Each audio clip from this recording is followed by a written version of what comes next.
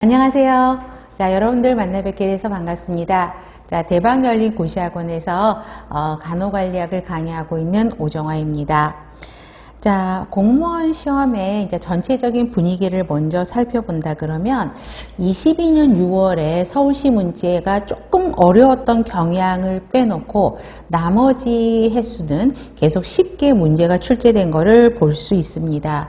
그래서 최근 몇 년 동안은 굉장히 쉽게 출제가 되었기 때문에 평균 점수가 그렇게 높지 않아도 쉽게 합격할 수 있어서 여러분들이 기본에 충실하기보다는 기출문제집, 그 다음에 요약 정리한 요약집 등을 통해서 단기간에 공부를 하신 분들을 많이 보았습니다. 그런데 자, 23년, 24년부터는 그 전까지는 채용 인원이 굉장히 많았었는데 23년, 24년부터는 채용 인원이 급격하게 줄어들었죠. 그래서 전공 과목에서 높은 점수를 획득하지 않으면 합격이라는 거기에 목표에 쉽게 다가설 수 없는 상황이 됐습니다. 그래서 한계 실수도 허용하지 않는 상황이기 때문에 기본서 중심의 꼼꼼한 공부가 필요하다. 그 중요성에 대해서 다시 한번 생각해 볼 필요가 있습니다. 우리 25년도 대비 채용 인원은 어떻게 될지는 이제 추후에 발표가 되겠지만 공부를 하는 우리로서는 채용 인원이 조금 더 많아지기를 희망할 뿐입니다. 먼저 간호관리학 시험 출제 경향을 살펴보겠습니다. 자, 시험 문제 공개 여부는 18년 이후부터는 문제를 다 공개를 하고 있고 답도 공개를 하고 있습니다.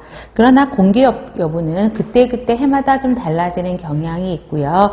특히 추가 채용으로 인한 지방시험은 오픈하지 않고 있습니다. 자, 서울과 지방을 살펴보면 어디가 더 어려울까요? 물론 상황에 따라 서울이 더 어려운 경우도 있고 또 상황에 따라 지방이 더 어려운 경우도 있습니다. 그러면 우리 총 20문제를 문제를 풀어보는데 17, 18문제 정도는 거의 기본적인 문제라고 생각하시면 되고요. 나머지 2개, 3개 문제가 한 번도 출제되지 않았던 새로운 문제이거나 아니면 바뀐 의료법에서 출제되는 경향이 있고 의료법은 특히 지방 문제에서도 더 출제가 많이 되는 경향이 있게 됩니다.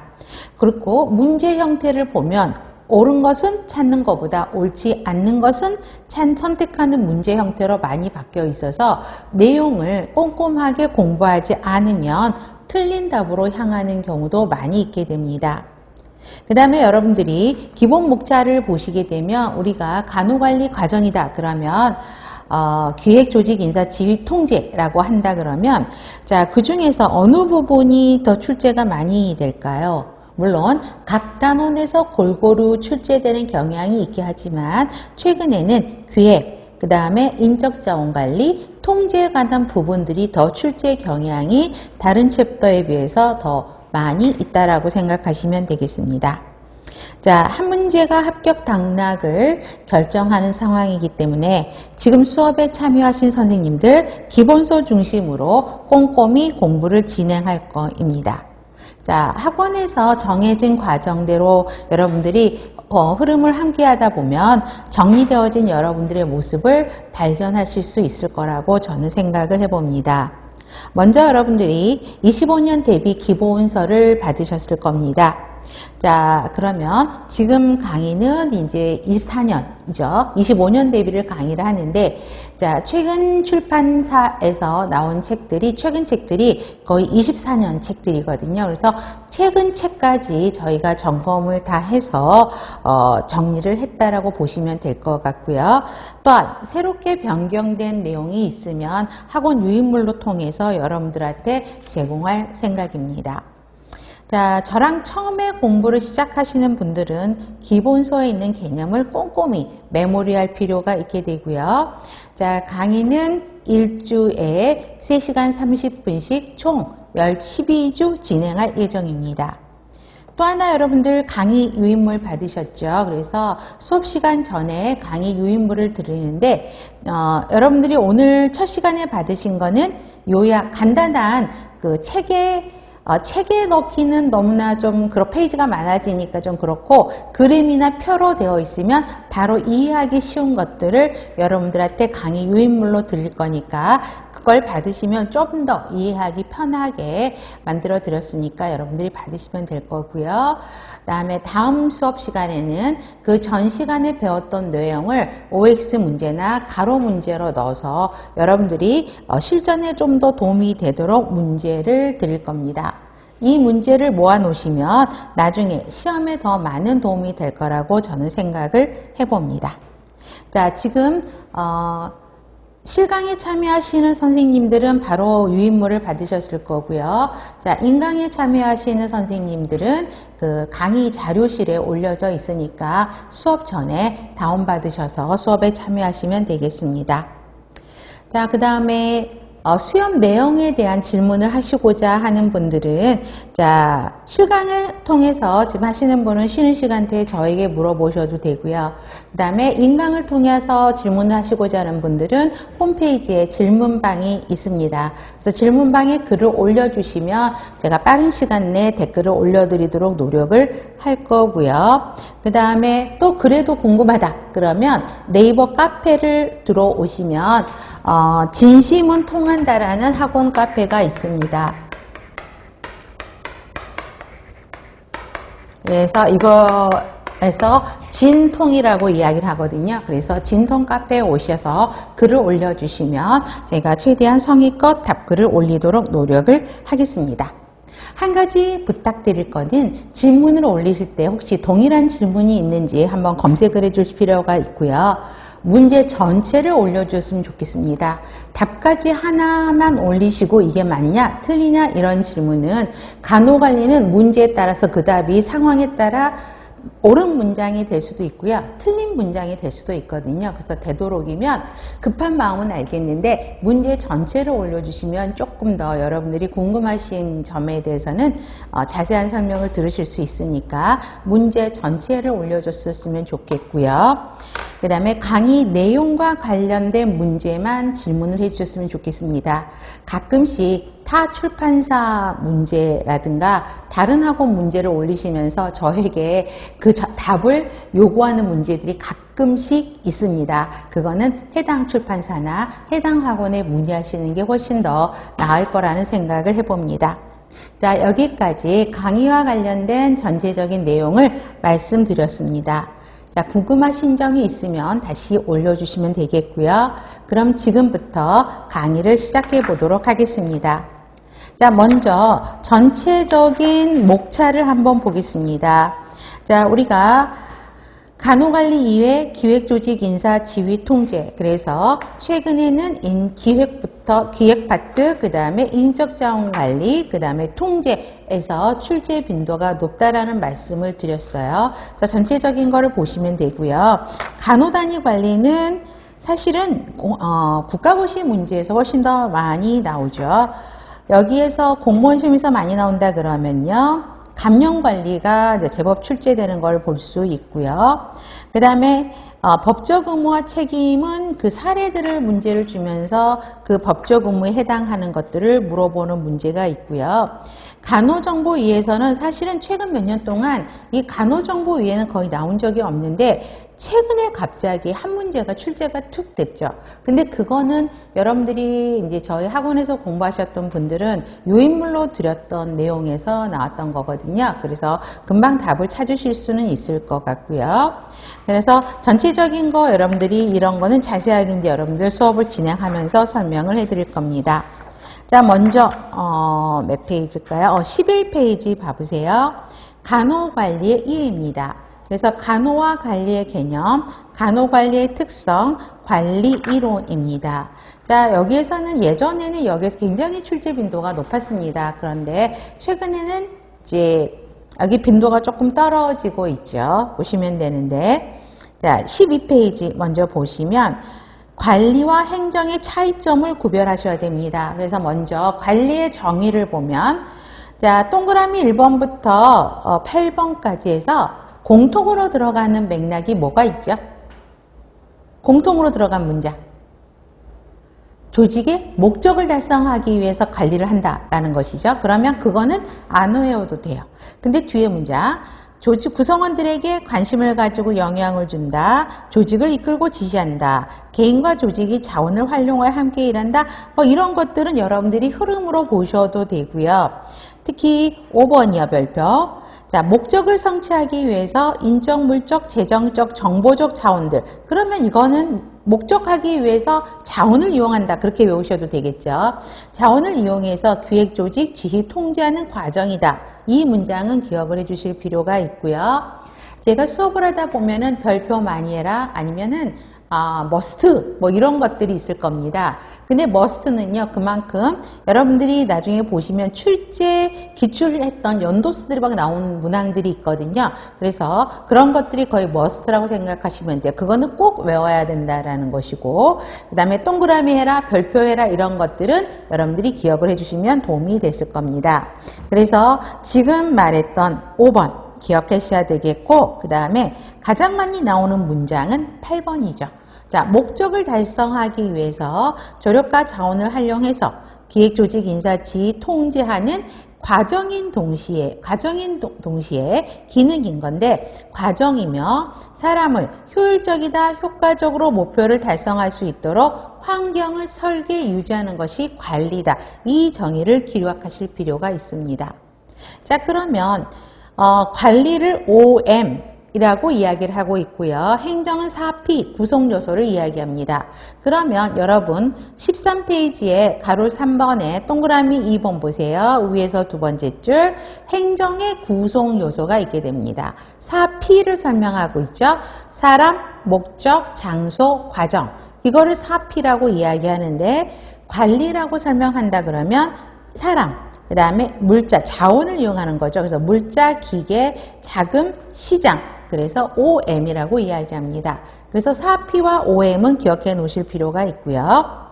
그 다음에 관리의 특성은 별표하세요. 관리는 한다 그러면 조직 안에서 이루어지게 됩니다.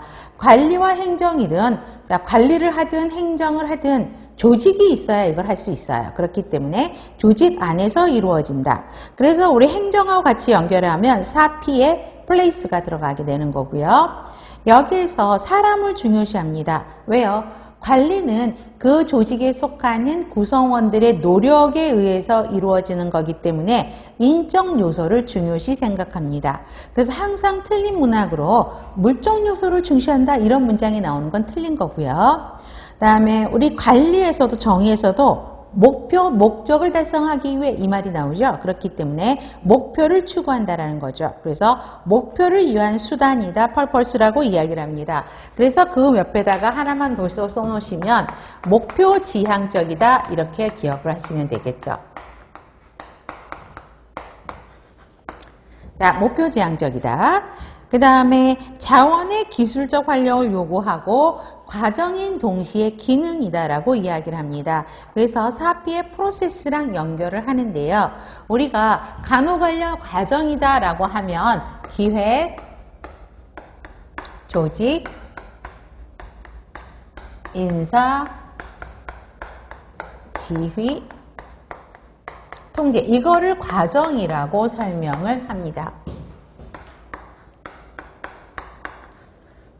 근데 과정인 동시에 기능이다라고 설명을 하는데 여기에 기능이라 기획 파트의 기능이라고 한다 그러면 여러분들 목차를 한번 살펴볼까요? 목차 앞 페이지를 가서 교과서 페이지 4페이지 한번 봐보세요.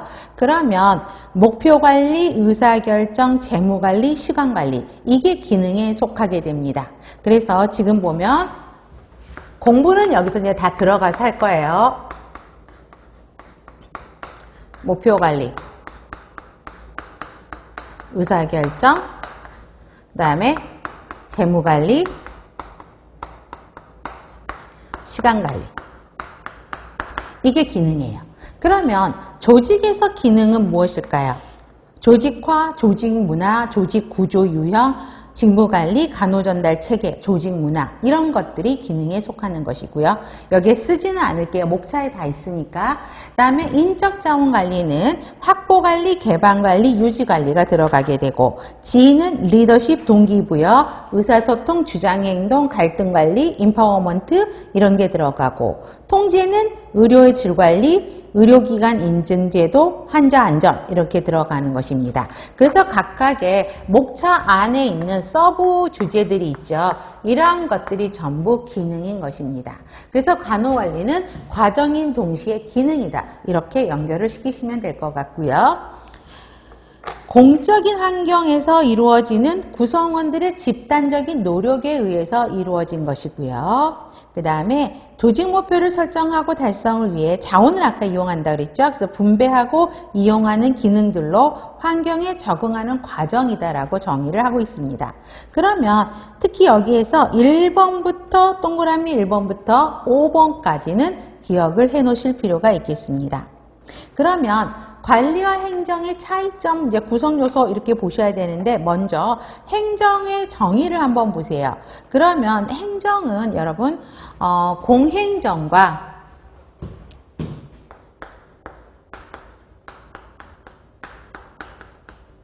사행정으로 나눠지게 됩니다.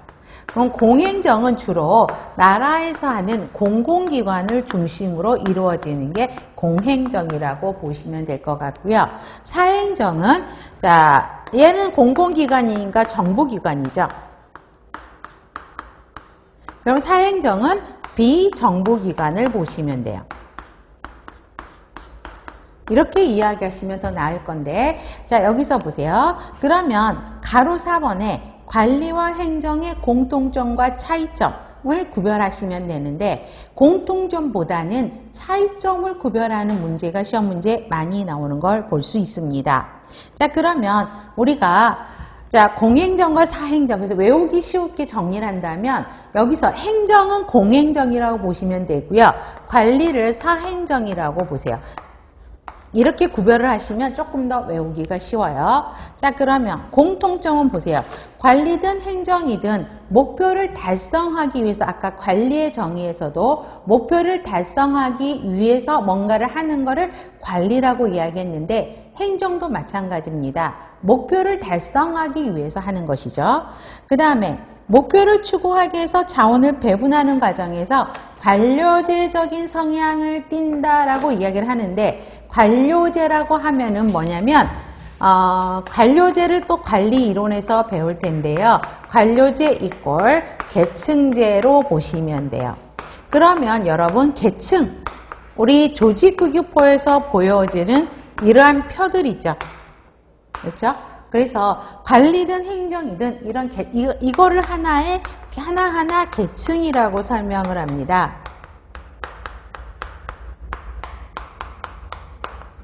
그래서 이런 계층적인 구조를 관리든 행정이든 가지고 있다라고 보시면 될 것 같고요. 그 다음에 조직이 있어야지만이 관리든 행정이든 이루어지게 되고 사람을 중요시합니다. 그 다음에 차이점은 이제 서울에서 문제가 나왔었는데 그전에도 굉장히 문제가 많이 나왔어요. 가장 쉽게는 왼쪽에 굵은 형태의 글씨의 것이 나왔었어요. 그래서 관리와 행정의 차이점에 해당하는 것이 무엇이냐? 그래서 목표, 권력성, 독점성과 능률성, 법령에 의한 제약, 평등성 이렇게 간략하게 답을 선택해가지고 했던 문제가 있었고요. 최근 문제는 이렇게 나오죠. 관리는 뭐뭐뭐이고 행정은 뭐뭐뭐이다. 그래서 지금 표에 있는 것들이 길게 풀어져 써 있는 걸 볼 수 있습니다. 그런데 이거는 이해하시면 금방 하실 수 있어요. 자, 행정은 나라에서 하는 거라고 생각하면 되고 관리를 병원이라고 생각하면 훨씬 이해하기가 쉽습니다. 자, 행정은 모든 국민들에게 해야 되죠. 모든 국민을 대상으로 하기 때문에 공익을 추구하고 불분명하고 복잡하게 특성을 가질 수밖에 없어요. 왜? 국민들의 교육적인 레벨, 경제적인 레벨 이런 게 다 다르기 때문에 명확하게 할 수 없는 특성을 가지고 있습니다. 그래서 공익 추구, 명확하지 않다라는 거 기억해야 되지만 관리는 분명하고 단일한 특성을 갖고 있어요. 그러면 병원이라고 그랬죠, 관리가. 그러면 병원의 목표는 무엇일까? 혹시 선생님, 병원의 목표는 무엇이에요? 환자에게 질 높은 의료 서비스, 질 높은 양질의 간호 서비스를 제공한다고 딱 한 줄로 정의할 수 있죠. 그렇기 때문에 분명하고 단일한 특성을 갖고 있다는 겁니다. 그 다음에 나라에서 하는 공공기관, 정부주도 기관에서 하는 거는 강제성 정치 권력을 내포하고 있죠. 그걸 지키지 않으면 안 돼요. 강제적인 게 들어오게 되고, 그 다음에 정치 권력이 바뀌면 바뀌게 되죠. 상대적으로 관리는 정치 권력은 포함하고 있지 않고요. 그 다음에 독점성 이꼴 독과점이라고 이야기를 합니다. 경쟁성이 떨어져요. 여러분, 한국전력공사 또 있나요? 하나밖에 없어요. 그러니까 얘네들이 어떻게 경쟁하지 않죠. 도시가스공사 하나밖에 없어요. 그렇죠? 그렇지만 상대적으로 관리, 병원은 굉장히 많죠. 대형 병원들도 굉장히 많아지게 돼요. 그러니까 병원이 생존을 하려면 경쟁을 할 수밖에 없습니다. 그래서 경쟁성을 도모해서 능률을 키우려고 노력을 하고 있고요. 나라에서 하는 거니까 당연히 법의 영향은 굉장히 많이 받게 되죠. 그렇지만 상대적으로 병원, 관리는 법의 제약은 좀 적게 받게 되고, 행정은 법 앞에 평등한 개념이다. 고도의 합법성을 요구한다. 왜요? 모든 국민에게 그거를 지키게 하려면 법으로 할 수밖에 없어요. 그렇지만 그리고 법해야 되고 모든 국민에게 해야 되니까 평등하게 적용을 해야 되는 수밖에 없죠. 상대적으로 관리는 평등성이 덜 강조된다라고 이야기를 합니다. 여러분, 왜 병원은 평등성이 덜 강조될까요? 여러분들 그 병원의 꼭대기, 아파트로 보면 펜트하우스고 병원으로 보면 VIP 병동들 있죠. 거기 가면 어때요? 병실료만 하루에 병실 사용료만 100만 원이 넘어갈걸요? 그런데 가면 어때요? 서비스의 질이 훨씬 좋아질 수밖에 없죠. 그래서 병원에게 돈을 많이 낸 환자들에게는 질 좋은 더 좋은 서비스가 제공될 수밖에 없다라는 그런 조금 평등성에서 약간 차이가 있는 게 관리라는 거죠. 그렇지만 행정은 모든 국민으로 다 해야 되니까 평등하게 해야 되고 법으로 해야 된다는 것입니다. 그래서 이거는 외운다기보다는 이해하시면 훨씬 쉬울 겁니다. 다음에 관리 과정과 관리 기능인데요. 자, 관리 과정의 구분에서 페이올의 관리 이론의 행정관리론이 또 뒤에 나올 건데, 페이올이 관리 기능을 최초로 제시한 사람이다. 이거는 이해하시면 되겠고, 자, 5단계로 이야기했습니다. 우리 큰 소리로 한번 해볼까요? 기획, 조직, 지휘, 조정, 통제. 그러면 우리가 기획, 조직, 인사, 지휘, 통제인데 페이올은 인사가 없어요. 그 다음에 지휘, 조정이라는 말이 들어갔죠. 왜 그러냐면 페이올은 굉장히 고전적 시대의 관리 학자였거든요. 그렇기 때문에 이때는 사람을 중요하게 생각하지 않고 사람을 목적을 달성하기 위한 수단으로밖에 생각을 하지 않았어요. 그렇기 때문에 이때는 인적 자원을 챙기는 것을 별로 중요시하지 생각하지 않아서 없었어요. 그렇다가 점차 시대가 현대적으로 오르면서 사람 관리가 굉장히 중요하다라고 이야기를 하고 있죠. 그래서 규릭은 포스트 CORB라고 이야기하면서 이때부터 인사의 개념이 들어갑니다. 그런데 기획조직 인사, 그 다음에 보시면 지휘까지 기획조직 인사 지휘까지 들어가고 뒤쪽에 조정보고 예산, 거기를 줄을 쳐보세요. 이 내용을 들어가면서 5단계에서 7단계로 분류를 합니다. 가장 현대적인 거는 메리노토미, 마르티스 휴스턴인데 기획조직, 인사, 지휘, 통제, 현재는 2단계로 설명을 하고 있고요. 길리스라는 관리학자가 또 제법 많이 나올 건데요. 앞에 데이터 콜렉션이 들어가게 됩니다. 그래서 자료 수집과 기획, 나머지는 거의 똑같습니다. 그래서 차이점만 구분하시면 되겠습니다. 그 다음에 여러분들 다음 페이지 14페이지에 보면 관리 과정이라고 나오게 됩니다. 그러면 관리 과정에 자, 기획 조직 인적 자원 관리 지휘 통제입니다. 그래서 이 정의들이 이제 문제가 제법 나온 거를 옆에 보시면 알 수 있겠고요. 그 다음에 여기 하나 빠진 게 이거는 뒤쪽에다가 제가 체크를 또 한 것이어서 뺀 것 같지는 모르겠는데, 자, 24년 문제에서도 나왔었죠. 24년은 서울과 지방이 같은 날에 보면서 똑같은 내용으로 시험을 봤었거든요. 그래서 이 정의를 물어보는 문제가 나왔었어요. 그런데 각 챕터로 기획조직인사지휘 통제 챕터 들어가면 제일 첫 번째가 개념을 정의하는 게 다시 나옵니다. 그래서 아마 그쪽으로 제가 넣었던 것 같은데 여기에서도 나왔었습니다. 자, 그러면 기획은 전체적인 걸 보면 지금 기획에서 기역, 니은, 디귿, 리을 이렇게 써 있잖아요. 그러면 나중에 다음 챕터인 기획에 들어가면 이 내용이 또 동일하게 반복되는 걸 볼 수 있다라는 이야기입니다. 자, 기획은 자, 여러분 예를 들어서 자, 당뇨 교육 프로그램 계획안을 기획하세요 라고 하면 뭘 정해야 되는 거지, 그쵸?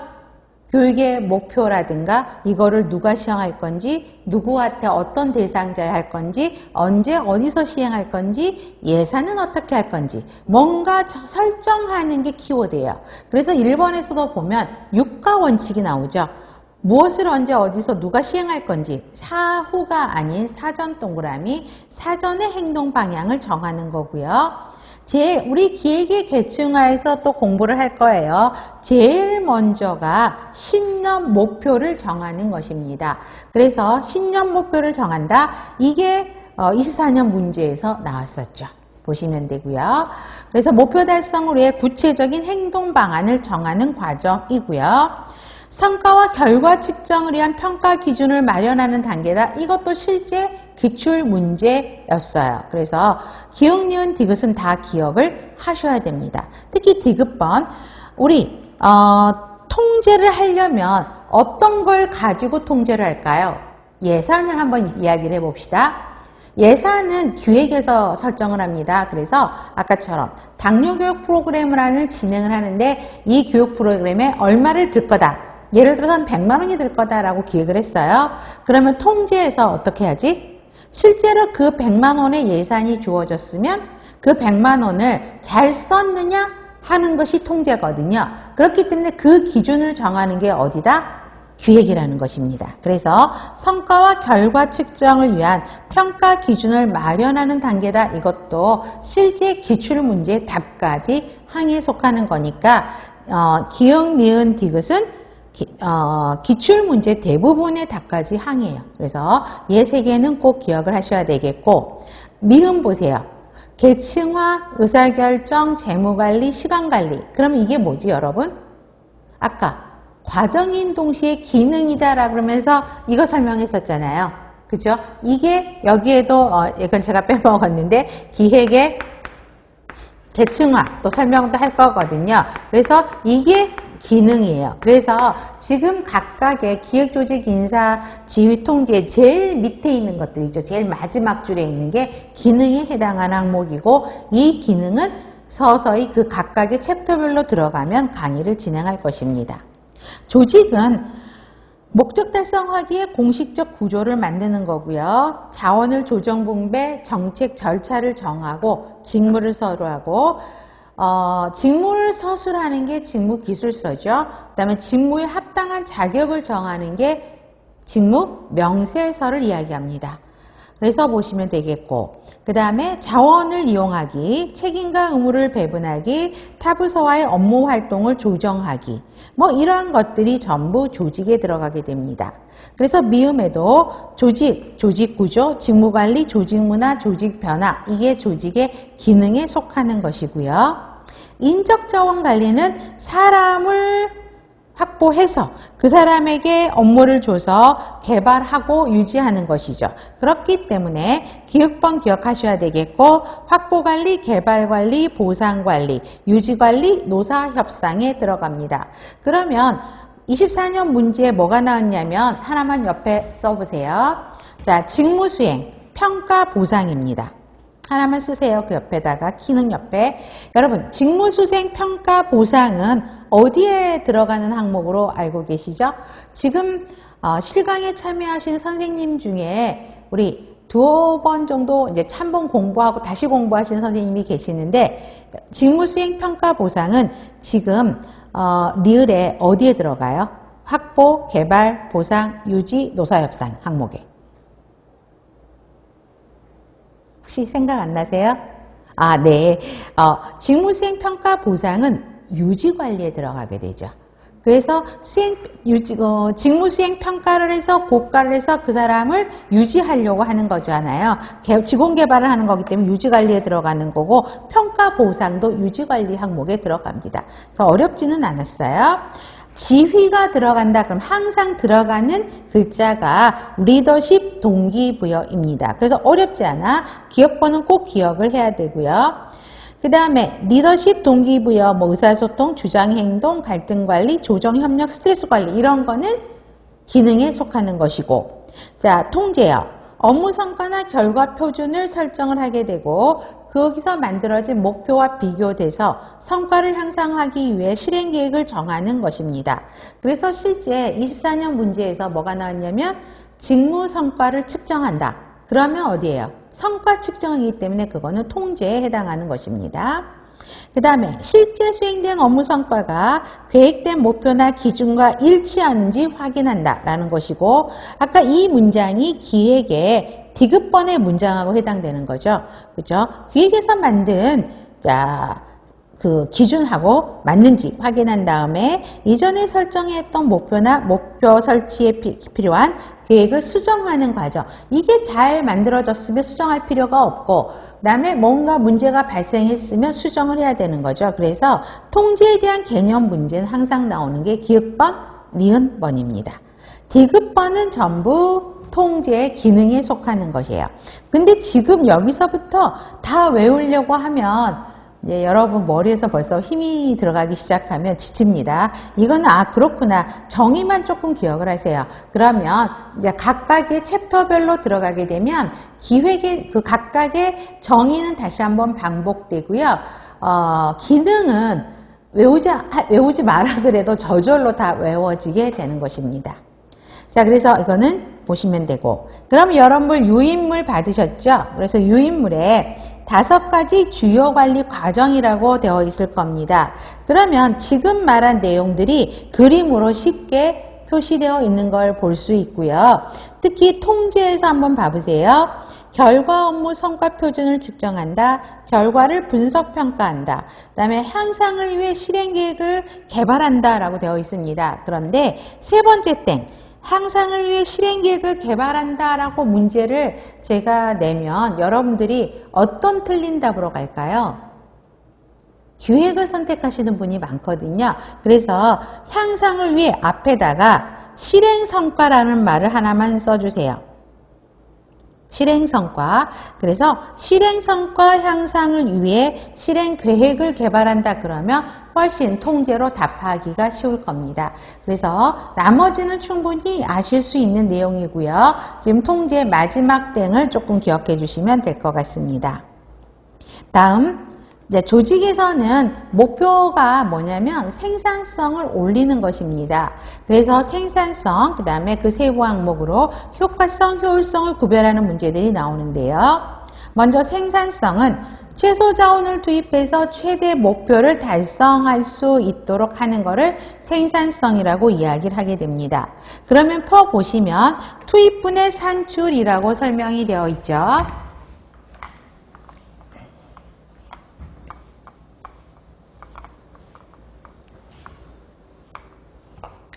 자,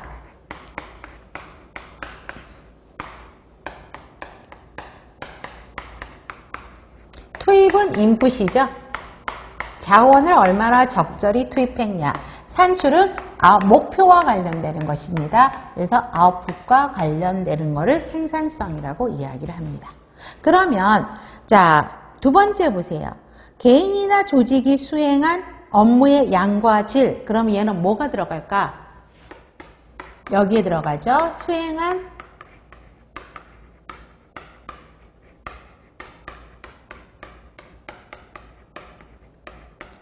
이게 산출에 해당하는 것이고, 그 다음에 그거를 자원 활용의 정도를 고려해서 한 거다. 그러면 여기에 자원 활용 정도가 들어갑니다. 그러니까 쉽게 말하면 자원을 얼마나 적절하게 활용해서 그쵸? 업무의 양과 질이 올라갔느냐 보는 게 생산성입니다. 자, 그러면 여러분들 보세요. 간호사가 4명이 있고 환자가 40명이 있어요. 이게 A 병원이에요. 그러면 여기는 간호사가 2명이고 환자가 30명이 있습니다. B예요. 그러면 어떤 조직이 더 생산성이 높은 조직이라고 설명할 수 있을까? 선생님. 자, 여기는 한 명당 몇 명을 보는 거지? 10명. 그럼 여기는 한 명당 15명. 그러면 그 조직에서 생산성이 좋은 조직은 이 B그룹이라고 이야기를 할 수 있죠. 근데 우리는 이 그룹을 더 선호하겠죠. 그죠? 그렇게 여기 보면, 자, 간호사 한 명이 15명의 환자를 보기 때문에 한 명이 10명의 환자를 보는 것보다 조직에서는 훨씬 생산성을 크게 볼 수 있죠. 이렇게 외우시면 돼요. 자, 그 다음에 3번, 자, 생산성을 향상시키는 방법은 별표하세요. 이거는 굉장히 오래된 문제라고 보시면 되게, 이것도 시험 문제에 나왔었어요, 사실은. 자, 동일한 투입량. 그러면 여러분 보세요. 투입을 동일하게 했어요. 그럼 생산성을 높이려면 어떻게 해야 돼? 얘는 동일해. 그러면 얘가 올릴 수밖에 없죠. 그 다음에 산출은 동일하게 되면, 여기서 보세요. 산출을 동일하게 하려면 투입량을 줄여야지 생산성이 올라가겠죠. 이것은 문장으로 이해하셔도 돼요. 충분히. 그런데 굉장히 오래전 시절에 이게 문제가 나왔던 적도 있고요. 그 다음에 생산성은 효과성과 효율성 두 개를 다 포함하는 내용이에요. 그렇기 때문에 5번 별표하세요. 5번은 별표. 생산성의 두 지표인 효과성과 효율성은 상호 보완적인 개념이다 라는 상호 보완적인 거에 동그라미 하세요. 왜 그러냐면 이게 똑같은 동일한 문장으로 2번 이상 나왔어요. 그런데 뭐라고 나왔냐면, 틀린 문항으로 뭐라고 나왔냐면, 상호 보완적인 거 꼭 기억하셔야 되는데, 상호 대체적인 개념이다 라고 이야기를 합니다. 이거는 틀린 문항이에요. 보완적이라는 거죠.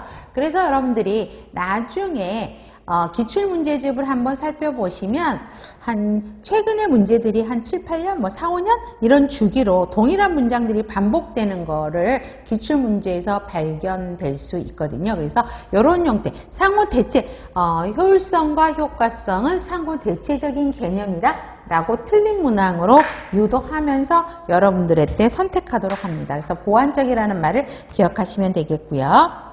다음, 효과성과 효율성을 표현하고 있는 게 생산성이에요.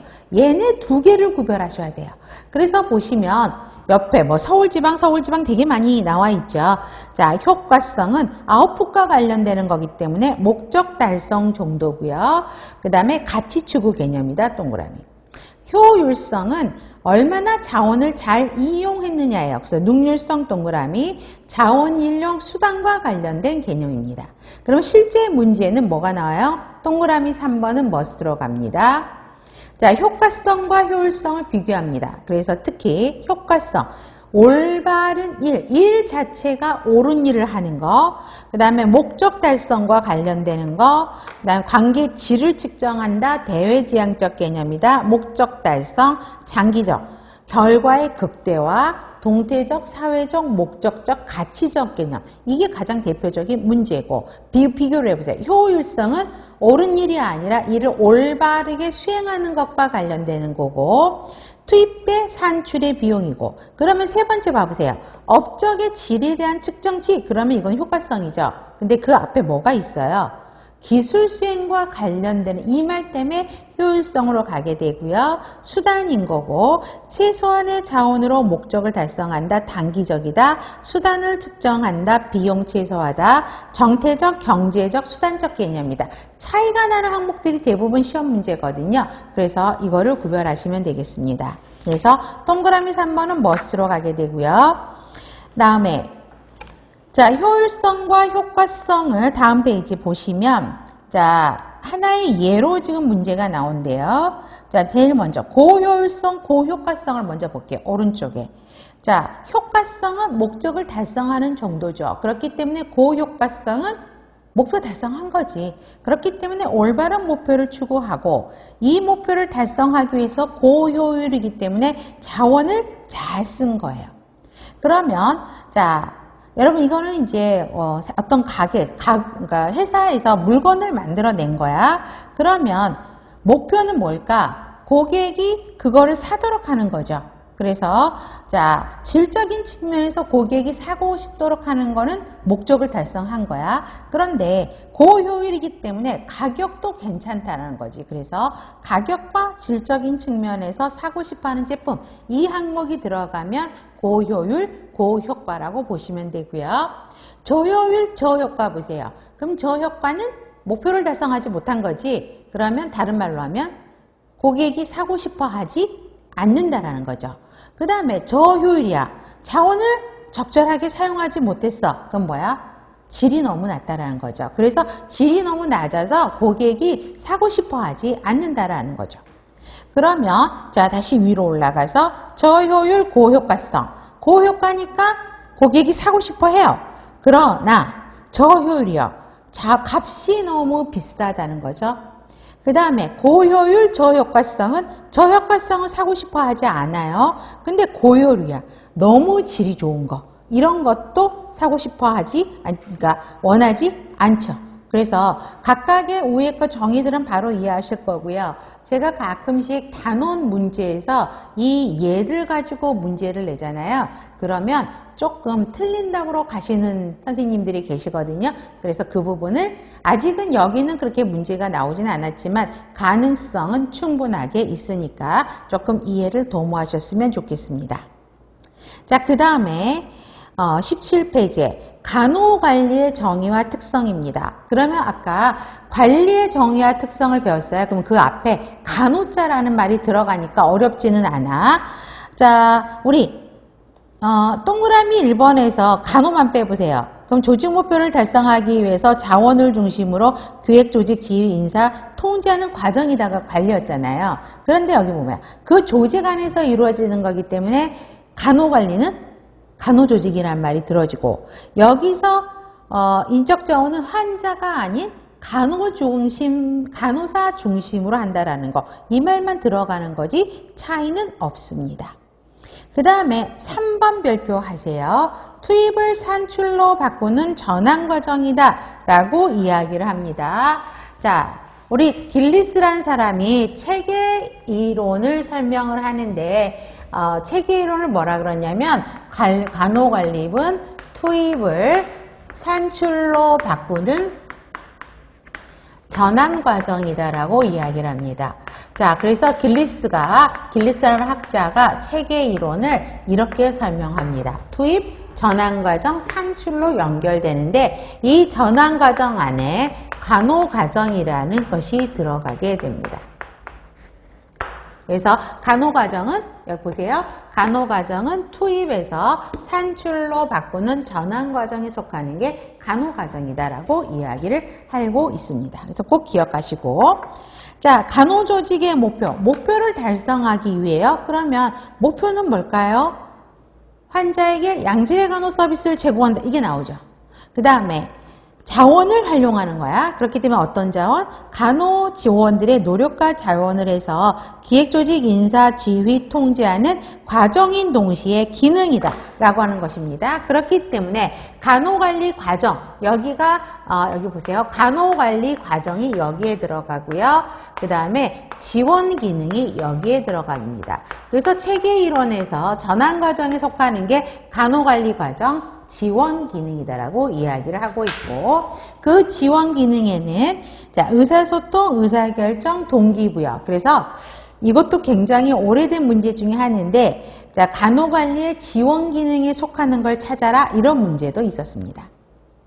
그 다음에 간호관리에 필요한 관리 기술을 또 뭐라고 정리하냐면 의사소통, 정보체계, 동기부여, 스트레스, 시간관리, 의사결정, 비판적 사고, 그룹관리, 이거를 필요한 기술이라고 이야기를 하고 있는데 이 4번도 실제 기출문제예요. 간호관리에 필요한 관리 기술이 뭐냐라는 것도 오래된 문제로 나왔던 적이 있습니다. 자, 그러면 더 알아보기 보세요. 간호관리의 목표요. 대상자의 측면에게는 환자에게 양질의 간호 서비스를 제공해서 환자의 만족과 안위를 도포하는 거고, 조직의 성과 측면에서 보면 생산성 향상이 목표다는 거 이해되시죠? 이건 뭐 안 외워도 아실 겁니다.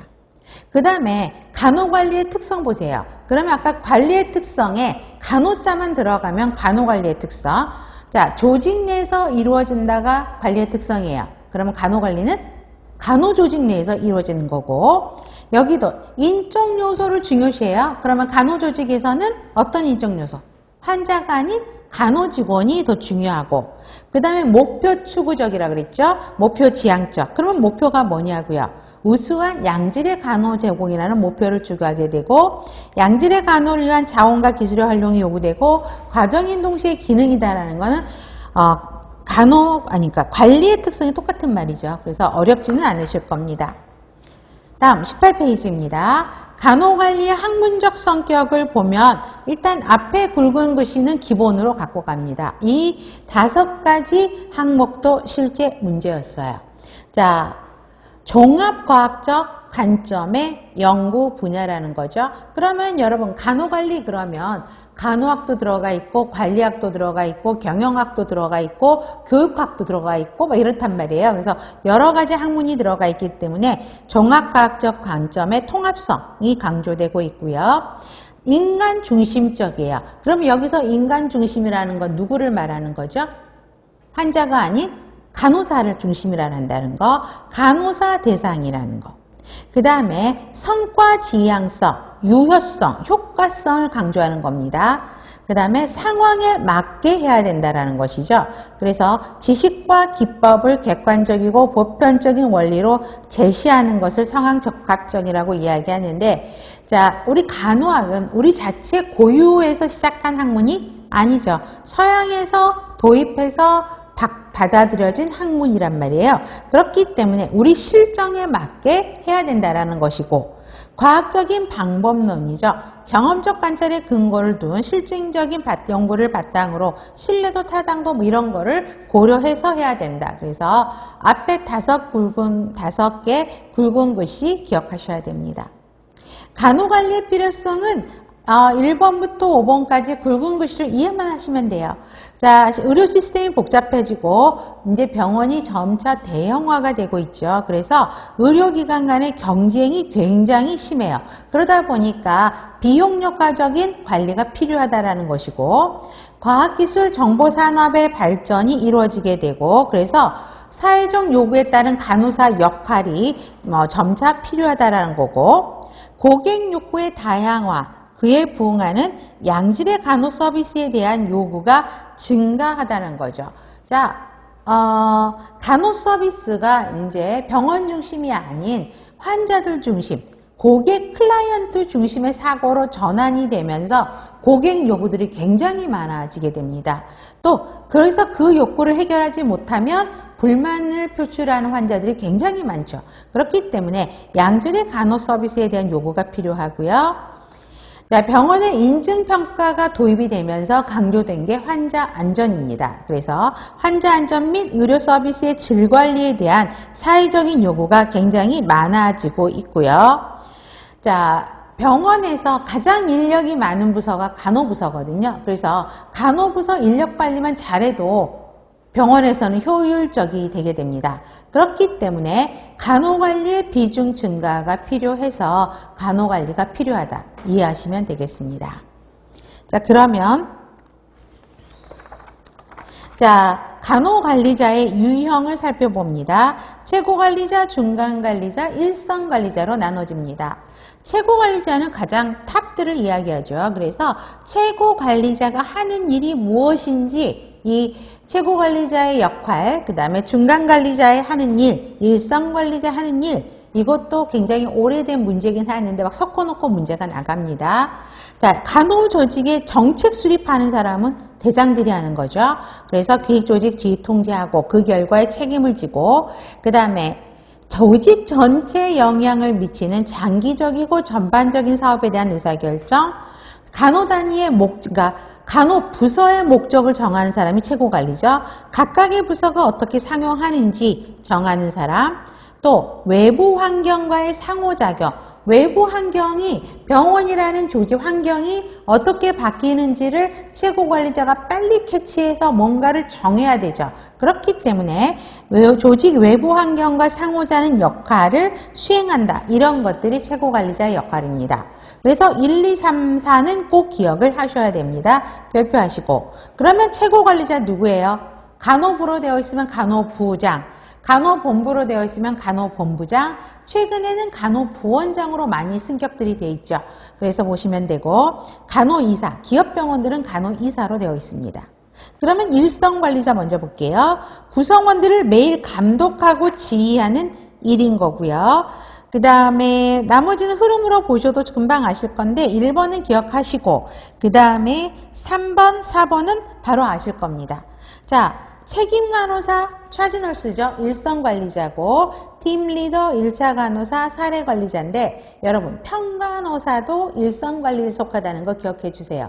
그러면 여러분들 임상에서 평간호사 선생님 무슨 평간호사가 일선관리자예요? 이야기를 하는데 책에서는 뭐라고 설명을 하고 있냐면 환자간호에 대한 전반적인 계획을 우리 너싱 프로세스 해가지고 간호진단 내리고 중재기획 세우고 하는 거 있잖아요. 수행평가. 이런 거에 책임을 지는 거가 평간호사이기 때문에 평간호사도 일선관리자에 속한다라고 이야기를 하고 있습니다.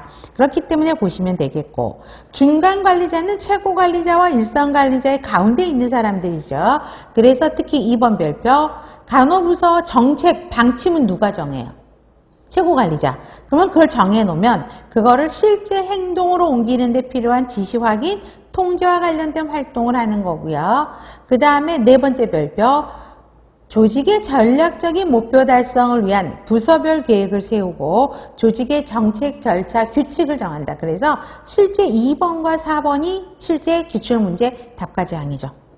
자, 그러면 간호과장. 간호부장이 최고부장이면 최고관리자면 그 밑에 과장이 있게 되고요. 팀장, 차장, 파트장이 들어가게 되고 또 간호단위 책임간호사, 팀리더, 하위관리자가 있게 되면 수간호사. 요즘에는 너싱 스테이션을 너싱 유닛이라고 이야기하죠. 그래서 유닛 매니저도 수간호사를 말하는 명칭이거든요. 그래서 수간호사, 유닛 매니저들이 중간관리에 속하게 됩니다.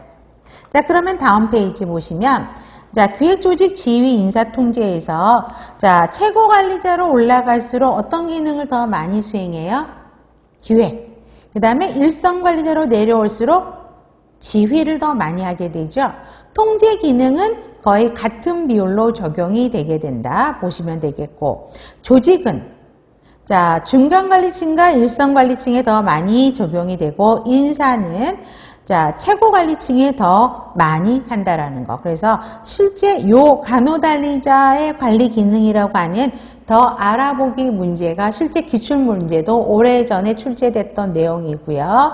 그 다음에 위에 기획조직 인사지휘 통제에서 그 비율 같은 게 정해져 있을 거니까 그거를 참조로 더 알아보기랑 연결시키면 되겠습니다. 그러면 잠깐 쉬었다가 쿼츠의 관리 기술로 들어가겠습니다.